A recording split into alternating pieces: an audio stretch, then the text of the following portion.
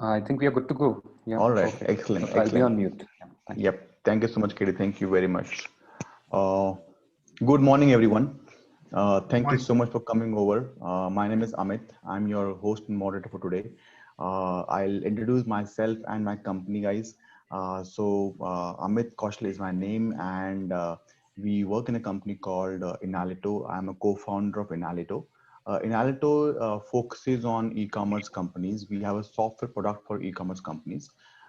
We help e-commerce companies like yourself in many aspects, from email marketing to SMS marketing to predictive analysis to personalization to analytics, deep analytics and segmentations, product segmentation, customer segmentations, a lot of other problems we solve for e-commerce clients. The idea of doing this webinar is that we have a lot of e-commerce clients in India, US, and Europe, and I think it's time to give back to society. A lot of people during these times are struggling, suffering, and there are folks like yourself who are in a good position to mentor our peers, to mentor and to guide people who are in the e-commerce industry based upon your experience. So I would like to thank all of you for coming over for this session in the morning. Now I'd like to jump to Austin. Austin, tell us something about yourself, about your business, and what platform do you use? Yeah, my name is Austin Groesser. I'm the founder owner of a company called Big Dipper Dough. We manufacture and sell both edible cookie dough as well as bakeable cookie dough. Sell our products in about 3,000 grocery stores. And yeah, I mean, like our businesses, like our website and stuff is based off Shopify. Excellent. Thank you so much, Austin. Austin, how's the business for you in the last 5 months?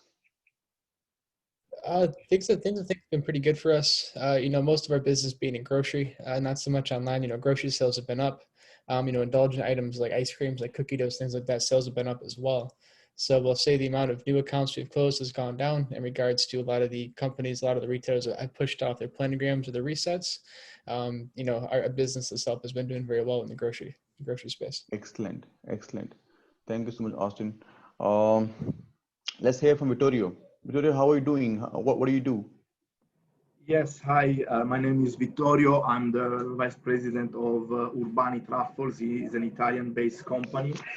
We distribute in 68 different countries in the world, and our bigger subsidiary is in the United States. And I take care about United States, South America, and Canada. Our business, if the question is the same, overall is a little down because we do a lot of food service and distribution in general. But in that, we have branches of the business like retail and online that are up a lot. Most of all, the online is doing very well. The business related to retail is also doing very well. And for the online, we started recently to use Shopify. We were using Magento before, and it's like probably 5 months, 6 months that we are using Shopify. So you moved from Magento to Shopify? Yes, correct. Okay, interesting. I'll come to you more on that later. Roger, how are you doing this morning? What's happening with you, and what do you focus on? I'm doing very well. Good morning, everyone. I'm with Roger Landrum, and I lead supply chain and operations for Spiceology. Spiceology is a premium spice and blend and rub provider internationally. Our business is doing very well. There was actually an article about us in Forbes several weeks ago. We did a pretty quick pivot. Obviously got hurt initially by the food service sector within COVID.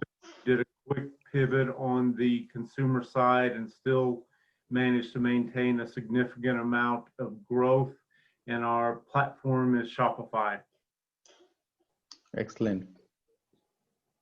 Thank you so much, guys. Thank you very much. Tony, tell us something about yourself and what business are you in? Yeah, so hi guys, my name is Tony Lamb. I'm in the food business. I have restaurants as well as CPG products. the restaurants that I'm involved with is Wingstop. They serve chicken wings. There's about 1,400 Wingstop restaurants across the country. I also have an ice cream product called Maven's Creamery. We are in about 300 stores. We sell these macaron ice cream sandwiches. We were on Shark Tank over a year ago, struck a deal with Barbara Corcoran, and now I'm working on my latest project, Vietnamese cold brew coffee. This is, we're the very first Vietnamese cold brew coffee company in the world. We just launched in March of this year, perfect timing, right? With COVID-19 and everything. Currently, we just recently in the last 5 months signed up 100 convenience stores to carry our product. I'm in about 50 restaurants today. And now we are pivoting to sell coffee with a subscription online. We use Shopify to do our D2C e-commerce. So that's me. Excellent, excellent. That's great.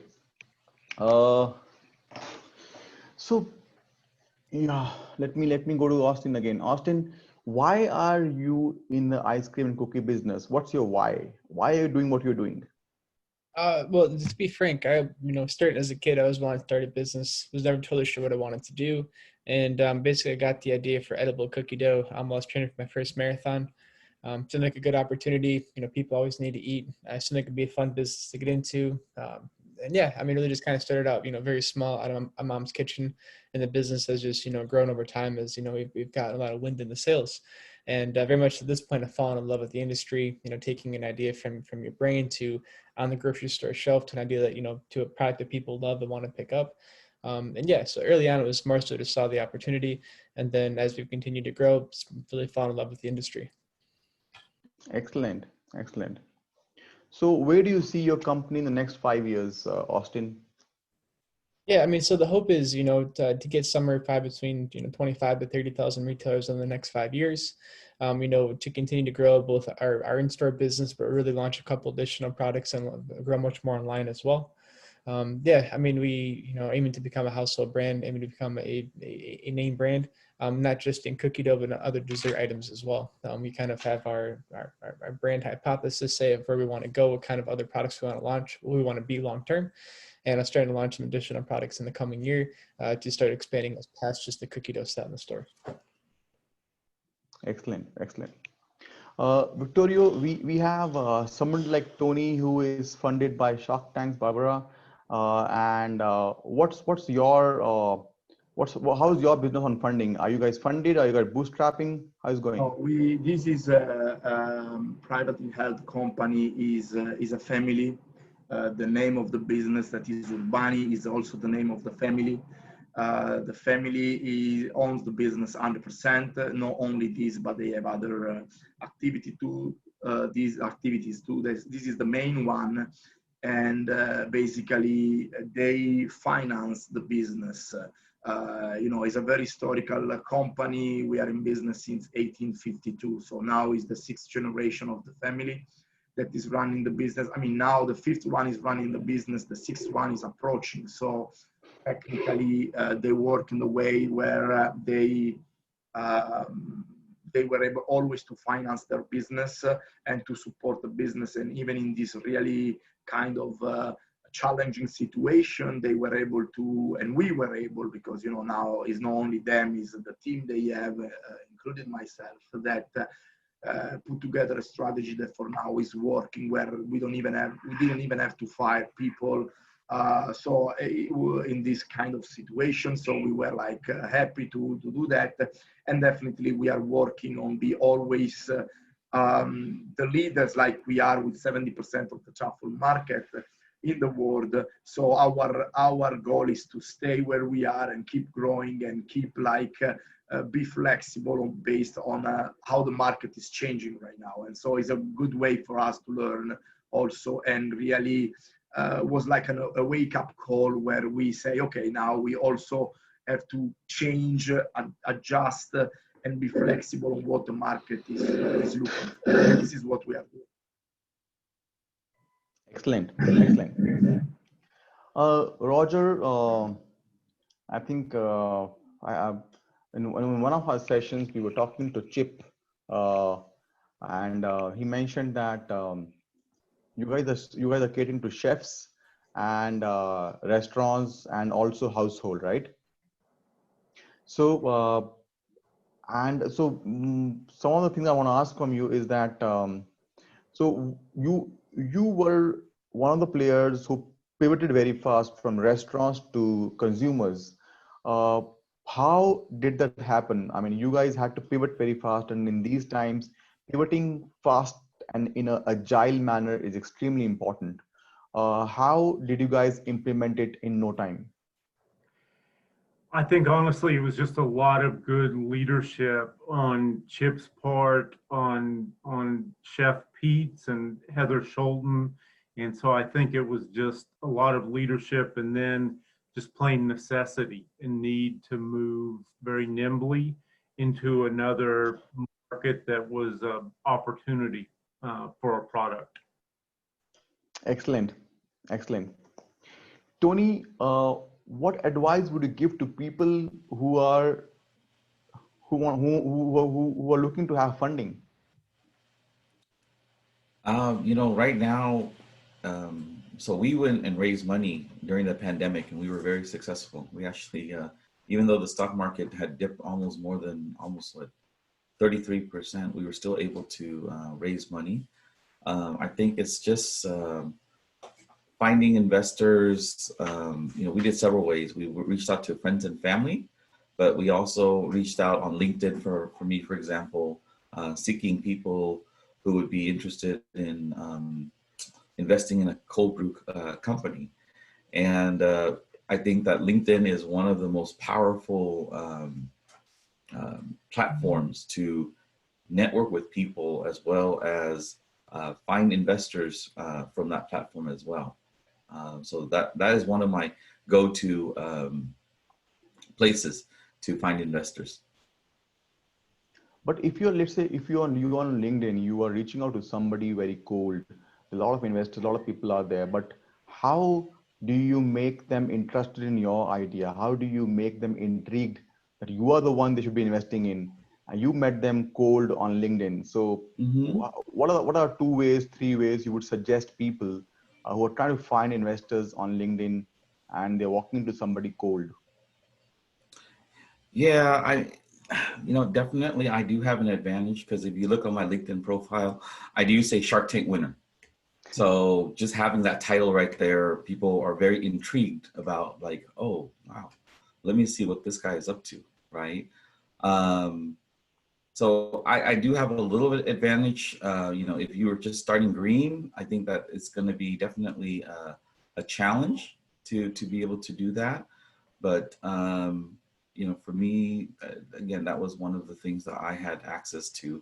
And then what I did with a lot of these cold calls was I just sent them samples. I mean, at the end of the day, it's, having them taste it to believe, like, is this product really special, right?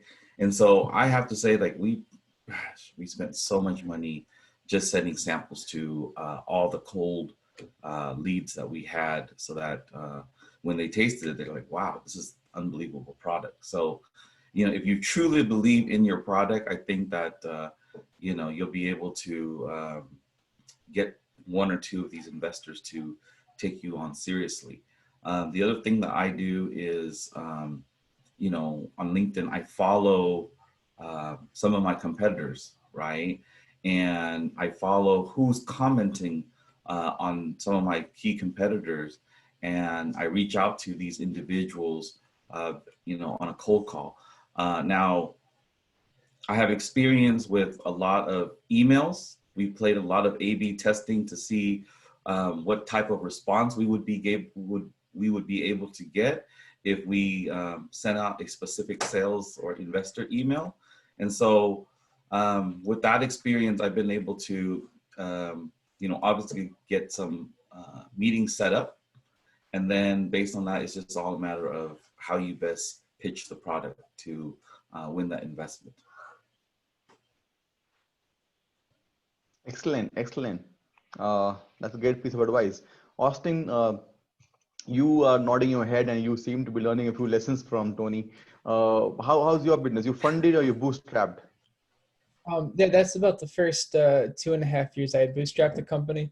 But then since I had raised some funds from some outside angels, and we've actually just gone through the same thing basically Tony's talking about with raising funds as well during COVID. So it's we thankfully were able to raise funds, and yeah, I've gotten a lot of repetitions of using say both LinkedIn and Crunchbase to find angels or to find VCs that invest into the CPG space.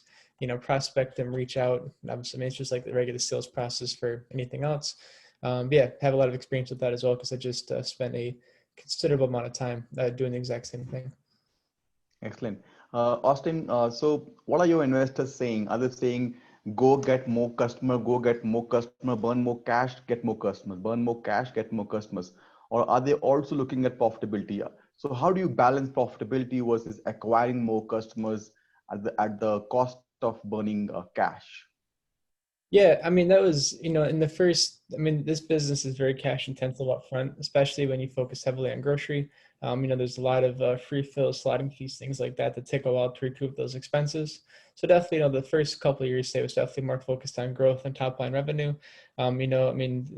We've become profitable much sooner than a lot of companies in our space, which we're, very grateful for. That's kind of been the primary focus now is really, jacking up our margins and, getting the good margins through either, of course, increasing costs, but for the most part, just as we continue to grow, getting better cost of goods, getting aligned with better manufacturers, more efficiencies in manufacturing to drive our cost of goods down to achieve profitability sooner. So now, if and when we decide to go raise funds again, we can, raise a much higher multiple as we are both a profitable company. And if we don't decide to, we can at this point, I do in the near future, go back in for bank financing or whatever else. But obviously, long term, you want to be profitable. You're not in business to lose money. And yeah, that's definitely the main focus long term is to continue to grow. We say probably taking a slightly slower approach to it than other companies as we're, again, focused on, being profitable and sustaining profitability. But, we definitely feel that's probably the best play long term because whether we decide to sell or not, ultimately, again, we're in business to make money. So. Excellent. Vittorio, you are listening very patiently, and all the other panelists, including, I know as a matter of fact, the Spiceology is also funded, Austin is funded, Tony is funded. You are working in a family-owned business. So how do you differentiate? So you have a long legacy of 6 generations. 6th one is just coming in, 5 or 6 generations. So how do you differentiate yourself from your competition? What's your USP, so to say? Can you repeat the last part of the question because I think I missed that? I'm saying, how do you differentiate yourself from your competitors? What's your unique selling point? Why should people come to you and not go to a competitor? But definitely, the history, the long tradition is helping us because having a long history, you learn from your mistakes and you learn from what we have done well. So technically have more like opportunities to dig into your past really is helping you. But also that should be a learning process and a process that is helping to develop. But most of all, I believe that what is triggering like a bigger way to grow is being a very up-to-date company, investing in technology and investing in distribution, so you can be efficient, not only in terms of efficiency in production, but innovative when you produce. That is definitely, I believe, the key versus our competitors, because, even if we try to learn from the history, but we try to be up to date and not become obsolete, because maybe that could be one of the risks when sometimes you can find a comfort zone and you say, oh yeah, I'm in business, so from a long time, what I'm doing is good. No, you have always to challenge yourself and to make sure that you can always lose your leadership if you are a leader. And to do that, you have to be, as I said, up to date, don't become obsolete, and always be following the trend, or maybe some time to drive the trend. So that is what we do. The technology, the way we produce, the way we present product to the consumers are innovative, or we try to be innovative at the point where our history helps us only to understand eventually mistakes, but it's not really sticks there, and we looks like a very young and eclectic company. Sure, great. Roger, this thing, COVID hit us. I mean, we all were caught unawares. Were you guys reacting or responding to COVID? Did you guys react or did you guys respond? And if you made a mistake in the last 5 months, what was the mistake and what did you learn from it?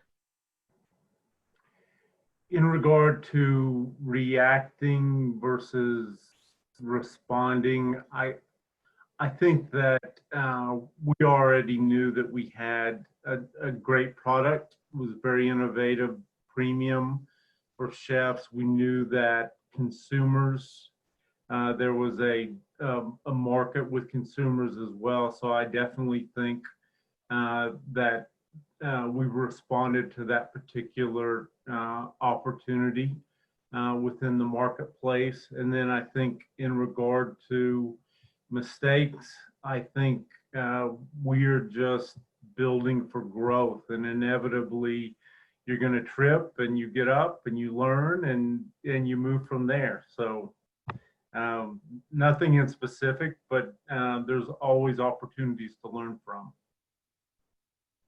Yep, excellent.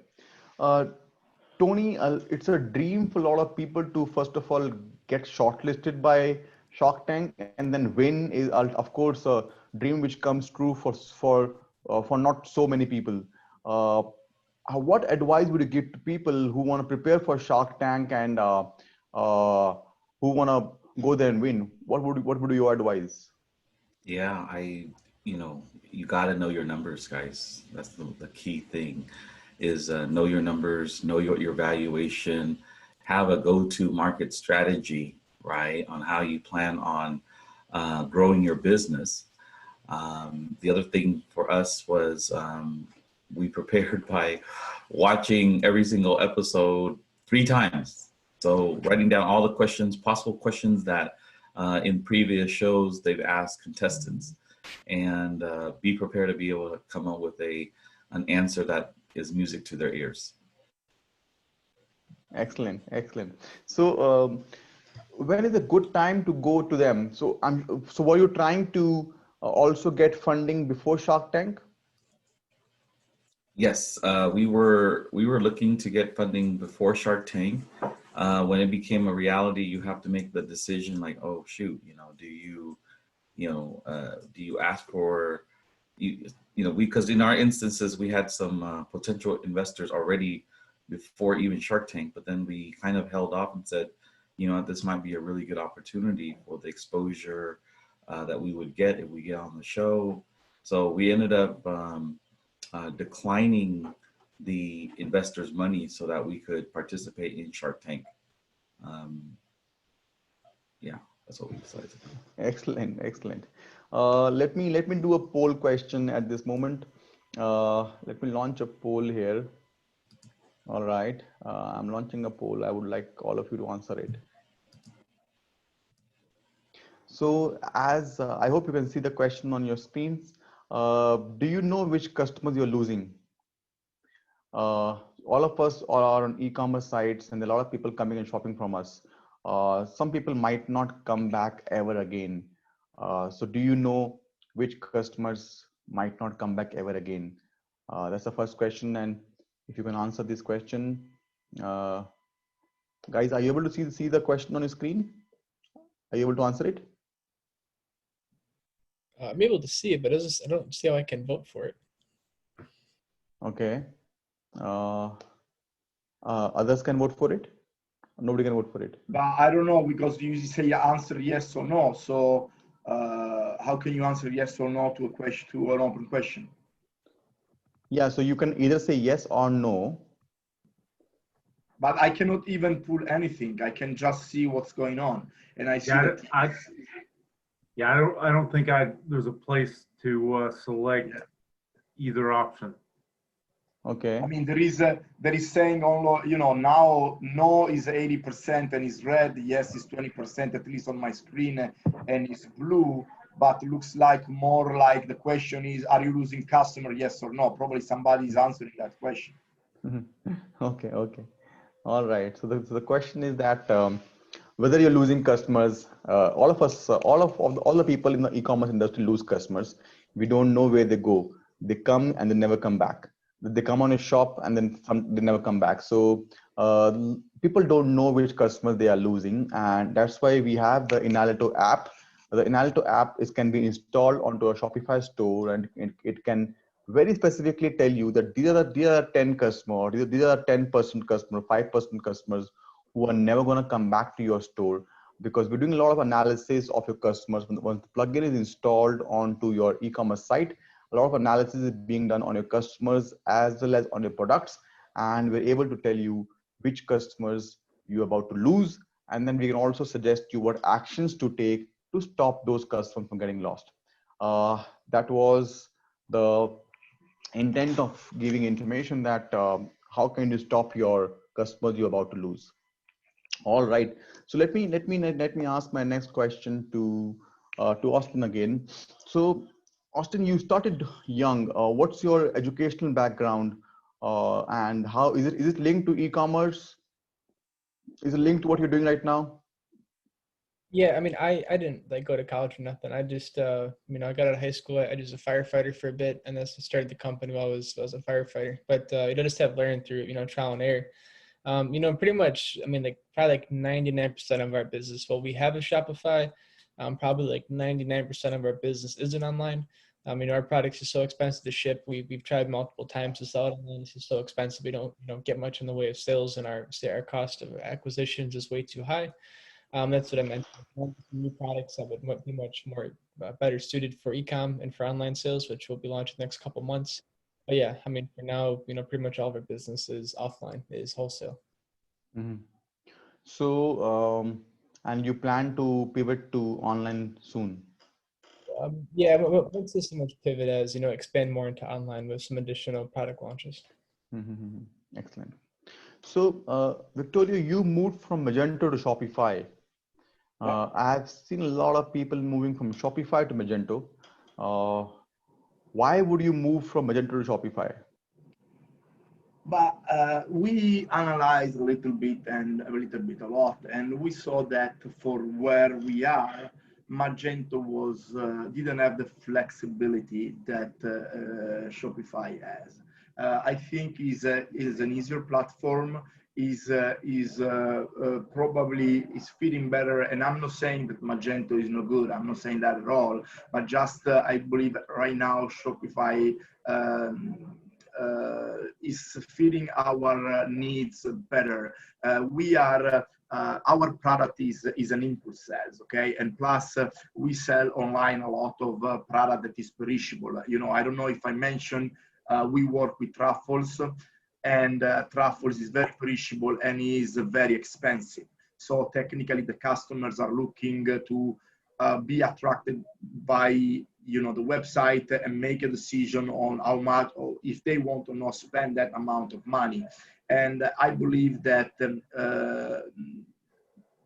this platform right now is giving us the opportunity to communicate quicker and to change things quicker when things are happening in the market, or maybe for sourcing our products. So I believe that right now, probably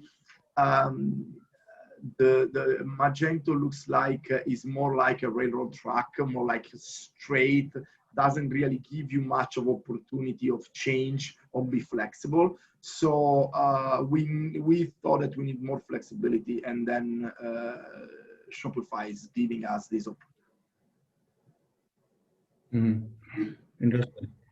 So, Tony, can you tell us some of your favorite apps on Shopify? Which apps do you love on Shopify, and why? How do they help you? To be honest with you, we just started maybe a couple months ago. But if you ask me what the ones we're looking or use, I think the biggest one right now that we've seen success with is customer acquisition, which is the spin a wheel. Okay, so meaning, you know, when the customer goes to your website, there's a spin a wheel where you could win 10% off, 20% off, free shipping, right? In order for you to spin the wheel, you have to enter your email address in there. And so I tell you, like within a month, we've already have like 600-700 emails. Even though we have some abandoned carts, we have already captured those emails address so that we can go and retarget those folks again. So that's one. The other one we are using today is a store locator tool. So if people say, you know, hey, you're too expensive, I don't want to pay the shipping, because our shipping right now, you know, is about $9. They can go to the store locator tool, put their address in there, and it will show the closest store nearby to them so that they could pick it up locally as opposed to ordering it online. That's the second tool. Third tool that we're using is called Reversion. And basically that is a subscription tool. And our product is coffee. So the average coffee drinker drinks 2 cups of coffee a day. So our hopes is that our customers are subscribing to our product, and that way this tool will manage that subscription process, meaning it will automatically charge them and send a invoice order so that my fulfillment center can process that order every single month. And then one tool that we're looking to right now is called Referral Candy.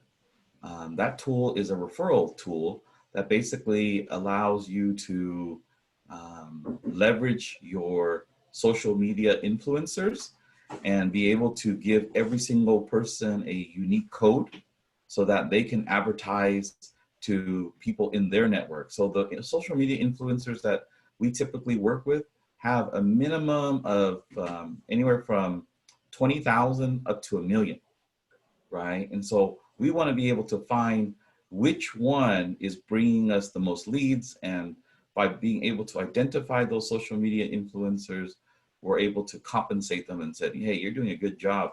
You know, here's a couple more cases, or here's a gift card for bringing all those leads to us. So yeah, those are the tools we're using. Great. Excellent, Tony. Excellent. That's also some great piece of advice from Tony. Roger, where are you spending your marketing budget? Do you spend a budget on ads or social media, Google ads, or SEO? How do you do a segregation of marketing budget? You know, I'm in supply chain, so I probably wouldn't be the best person to ask, but I think it's a combination in regard to marketing. Okay. Austin, what's your take on the marketing budget? From where do you buy your customers? Yeah, and again, most of our business is offline as well. So we have, some apps and stuff we use with Shopify, and we've done some Facebook ads and things. We just never gotten a good return on them. So most of our marketing budget, most of our promotion dollars goes back into trade spend in the grocery stores. So that's $1 off on the shelf. It's a buy one get one. It's 2 for $10, whatever it might be. Get most of our marketing dollars going back into trade spend and promotional dollars at the grocery store. Okay. Vittorio, how about yourself? I mean, if we talk about our part, the online business of our company, definitely we in ads and social media, we are investing a lot, because also we kind of able to quantify what is happening and what is coming back. In addition, recently we launched a loyalty program for customers. So technically referrals and different kind of programs, or anyway give like points back to the customer, both for referring other customers or eventually for the quantity they buy, and not only even how often they buy. So technically, if we are talking about only the online business, because the offline then has a different dynamics, overall. So here we are talking about online, and the online, definitely the ads, definitely the social media, the ads on the social media. But plus we are trying to be part of this kind of program. We started this loyalty program like probably a month and a half ago. We are implementing now. We are like modifying, but we see that is already giving us a good results in terms of products, numbers of item bought, numbers of amount of spends. So that is, I think, is also a good way to track what's going on. Thank you so much, Victoria. Roger, from a supply chain perspective, what would you advise people who are getting into e-commerce? Well, I think it's a great question. I think within the fulfillment area, there's a lot of new technologies that are out there that will help increase productivity in regard to picking. There's pick to light, pick to voice. There's actually some augmented reality type systems that are available. And then there's more semi-automation. There's gravity-fed racking. There's obviously conveyors. There's box erectors. And so there's a lot of different technologies out there that will help you multiply your ability to fulfill, because it's really critical. You can have a great operations type area, but you've got to be able to keep up with them as well. So I think that is that's really key. So before Spiceology, where were you working? I was at Lighthouse Foods over their supply chain, and prior to that at ConAgra Foods, and I'm also retired military as well. Excellent. So Tony, you have been talking about how instead of social media using you, how you have been using social media to your benefit. Now, are you also a big fan of social media ads, Google ads, Facebook ads, or do you focus on content writing, on SEO? Where do you buy your customers from? Yeah, we have a lot of marketing tactics. One of them definitely is social media in Facebook ads. So today we have a content team that basically does video, does photos for us. So we're spending on social media with that asset. We're looking at doing partnerships with social media influencers, right? So that's another area that we've been able to successfully promote our product. Most of these social media influencers are happy with product. So you give them a couple of cases and, they go and they, put it on their IG story or Facebook story or their Facebook post, and we're able to generate from that. I'm looking at one today with gamers, right? Now imagine 180 million gamers out there. I'm working with a company where when the gamers are completing a mission, they get a reward, right? And that reward, when they click on that chest, is free OniBev coffee, right? And so what we do is for those gamers, we give them a free OniBev coffee sampler pack as long as they pay for the shipping, okay? But we're able to reach, such a huge community. And then you look at what the LTV is, because my product is $4 for a bottle. I'm hoping that you drink this every single day. So, 4 times 30 is, 120 times 12 months. We're looking at each person being a LTV of $1,400. And I gave them basically, for me to ship something like this out, a 3-pack would be about, $6, $7, right? So if I get 1,000 users, then that's going to be part of my marketing budget. I'm going to pay $6,000 to $7,000 to acquire, hopefully, these 1,000 customers, and then be able to convert them to be a lifetime customer. Excellent. Those are some great pieces of advice from Tony. So, Austin, what's your take on Tony's advice? How much of it are you implementing? I'm sorry, how much, what are we implementing? How much of these advice would you want to implement? Yeah. I said again, the biggest challenge we have right now is just our current method of fulfillment or current method of distribution. But yeah, I have a friend that has a pretty successful Shopify page, and the same that spin the wheel that Tony recommended. My friend recommends that very heavily as well. That they found tremendous success with that, both as like an upsell as well as a capture the customer's information. So yeah, so we're very excited to start launching some of these new products so we can really start to focus on e-com because the grocery business is really fun. It's a great business to be in. And e-com is so much faster in regards to being able to see your results come back very quickly, run Facebook ads to generate sales almost immediately.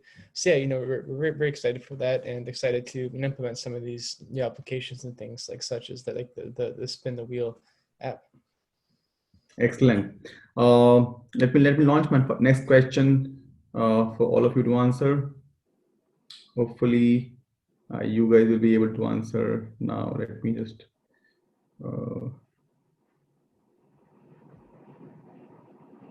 Right.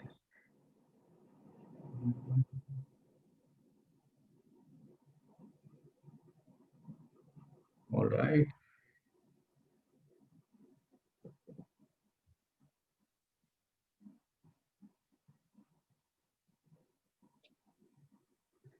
Okay. Do you know how much revenue you lost due to cart abandonments?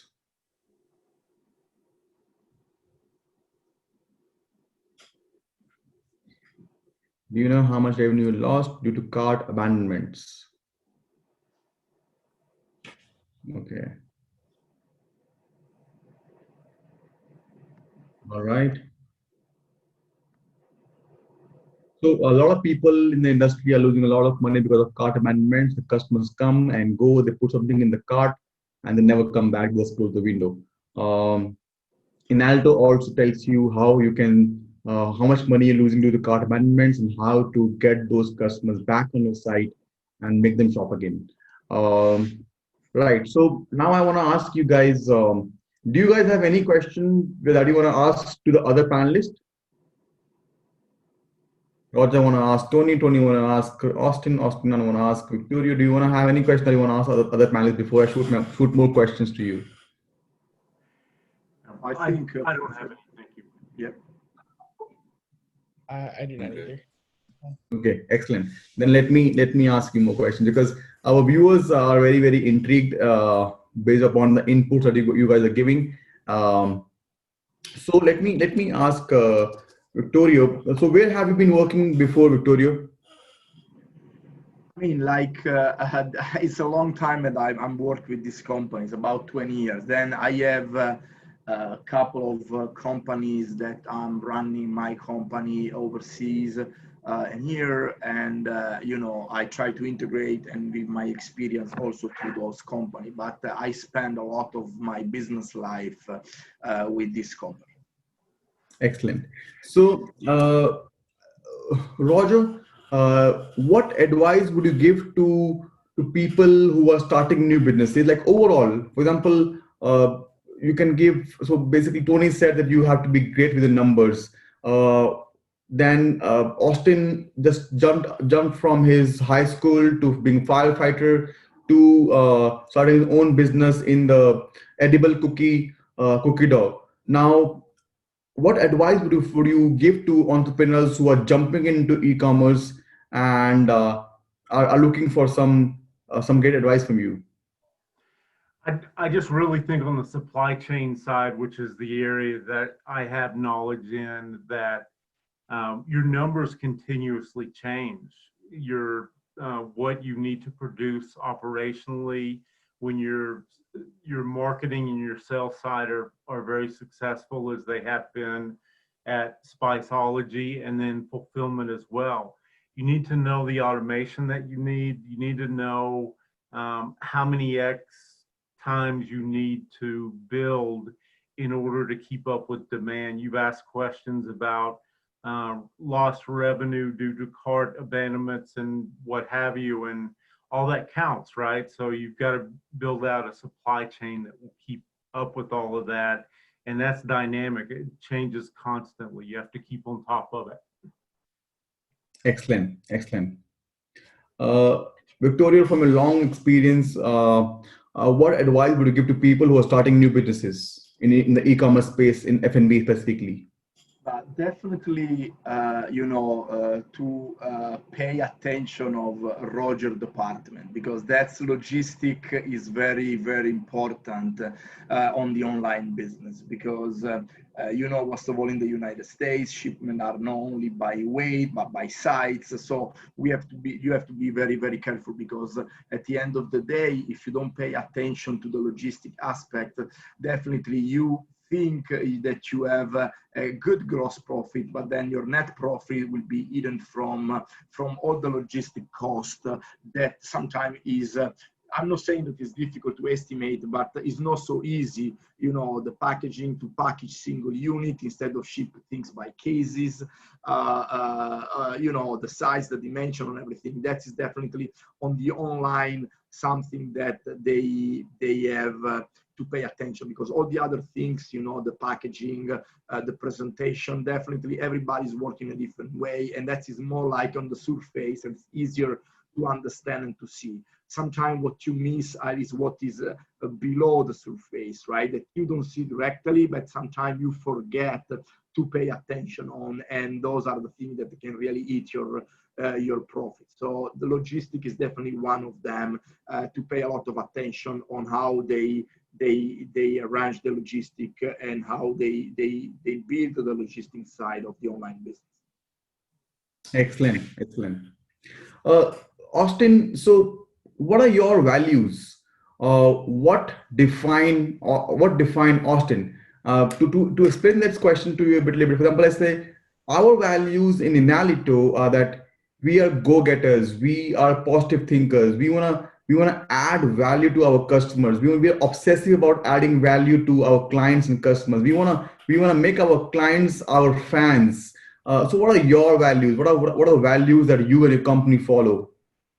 Yeah, and so I'm very grateful in this regard, because one of my mentors in business is very staunch and core values, right? Where your systems and processes how you scale your actual business, but your core values are how you scale your people, right? It's how you hire and fire, promote and demote. You both say give raises and encouragement, but also to discipline your employees, all based off your core values. So we have a very strong sense of core values, and some very strong core values in our business, right? What those are, we have 6 core values. So number 1 is to be simple. Of course, be simple. Humans love to overcomplicate things. 2 is to lead well, learn better. So both being a better leader as well as learning from your mistakes. 3rd is excellence, and I'm getting out of order. Be simple, be proud, be hard, be humble, lead well, learn better, take action, excellence in all things, and to be honest and transparent. Right. And so those 6 core values, really kind of, cover our business as a whole, from, be proud, be hard, be humble, being proud of the work that you do, doing a good job, being hard, like continue to make sales calls after sales calls. And of course, being humble, because, ego always gets in the way. Lead well, learn better, about being a good leader, about learning from your mistakes, taking action, about no procrastination, about when a task is assigned, something to get done, getting out there right in the trenches and getting it done right away. Excellence in all things is, of course, doing the best job that you can. And then, being honest and transparent. A lot of people like to talk around issues and not just be blunt. I communicate best, very bluntly. And, we've really integrated that into the business well. So yeah, those are our 6 core values. Excellent. You clearly have your head on the shoulder, Austin. So I'm sure you have a lot of people in your company who are much elder to you in age or experience. How do you convince them that you are right, and perhaps they need to go back to the board and understand what you're saying? Yeah, I mean, I think we have a pretty young team. I think I have one. Of course, our investors are older than me. But only one of our employees, I believe, is two of our employees are older than me. But yeah, I mean, the biggest thing about, being the company is about certainty, right? The more certain person will always influence a less certain person. So, I'm certain of the business, I'm certain of our goals, I'm certain of what we want to accomplish, of how we're going to get there. I mean, at the end of the day, it's just, about being, both certain and confident in regards to what we're doing and, the mission to get there and how we're going to achieve those goals. But second to that as well is, when we hire in the business, all of our interview questions are based around our core values. So, really the two things we're looking for is, their competency, whatever the skill set is, whether that be sales or ops, marketing, whatever it might be. And second to that is, of course, that they're congruent to their core values. And we kind of rank, when we interview for a job, we kind of rank those separately, right? We rank, if there's 10 people, 1 through 10, who seems to be the most competent, least competent in the job. And then second list 1 through 10 of who is, say, the most least congruent with their core values. And ideally, it's the same number one person for both. But for the most part, we'll always pick the person that's more congruent with their core values. They're slightly less, they're slightly less, say, competent in the job and slightly less experience. Because if they are truly congruent with their core values, we know we can teach them better. We know that they'll be able to learn and that they will fit in much better and ultimately succeed much greater in the organization. Excellent, excellent. Are you by any chance doing the KBB course or by Tony Robbins and Dean Grazios? I am not, no.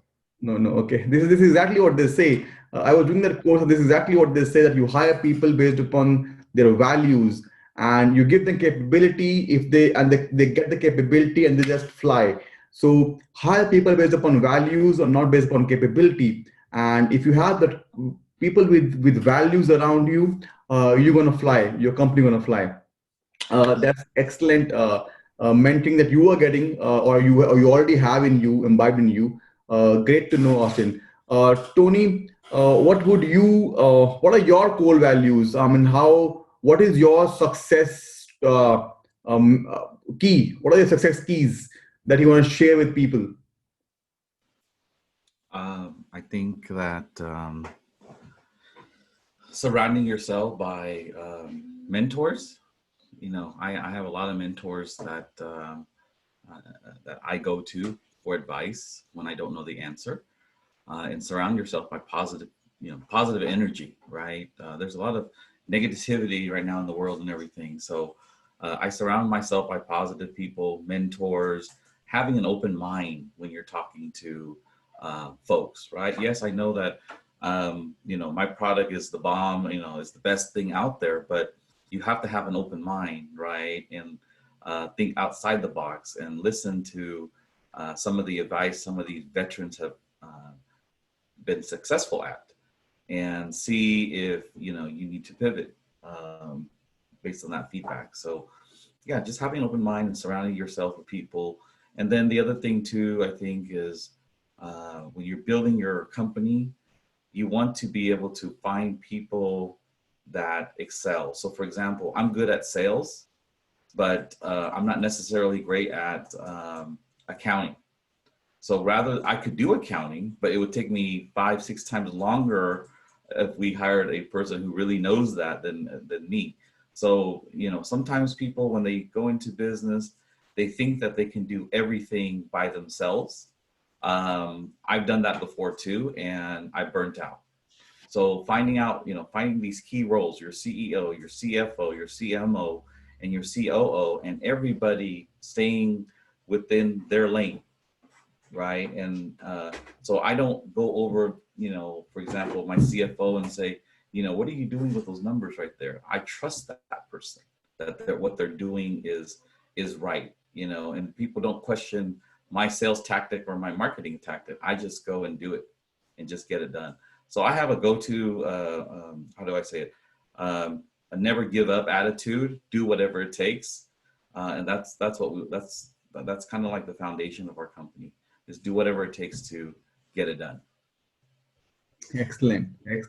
So Tony is saying that you should work on your strengths and not your weaknesses. And he's saying he's actually following Henry Ford. Henry Ford said that the smartest people in the room hire people who are smarter than them. And then when you hire smart people, trust them, because if you hire smart people, because they can do work without your guidance, it's very important to trust people. If they're not doing their job, you should fire them.